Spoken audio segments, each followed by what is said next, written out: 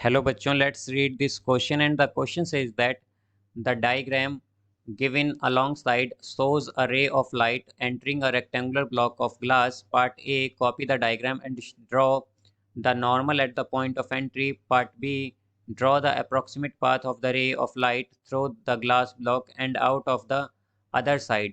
तो आइए बच्चों इस क्वेश्चन को हम यहाँ पर सॉल्व कर लेते हैं। इस क्वेश्चन में बच्चों हमसे ये कहा गया है कि हमारे पास ये एक रे डायग्राम गिवन है जिसमें कि लाइट रे हमें रेक्टेंगुलर ग्लास ब्लॉक में एंटर करती हुई दिखाई गई है। तो यहाँ पर हमें डायग्राम को कॉपी करके नॉर्मल ड्रॉ करके दिखानी है पॉइंट ऑफ एंट्री पर। और पार्ट बी में बच्चों यहाँ पर हमें कंप्लीट पाथ दिखाना है रे ऑफ लाइट का।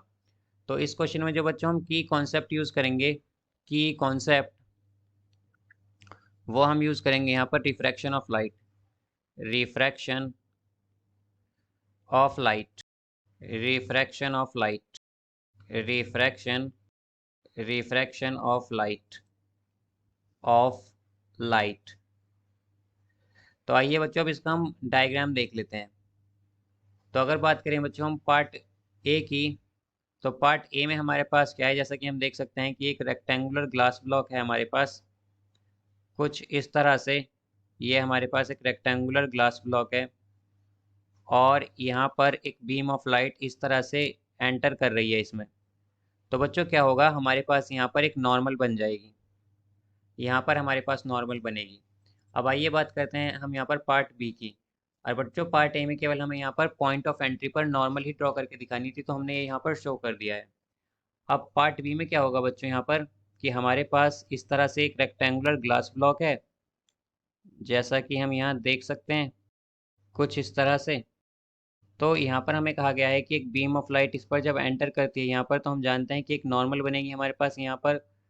और ये हमारा ग्लास है, यहाँ पर हमारे पास ये बच्चों एक ग्लास है, और ये बच्चों ग्लास है हमारे पास, ये जो मीडियम है, और यहाँ पर ये हमारे पास एयर है। और हम जानते हैं कि एयर जो है एक रेयर मीडियम होता है एज कम्पेयर टू ग्लास। तो ग्लास क्या होगा, एक डेंसर मीडियम होगा ये।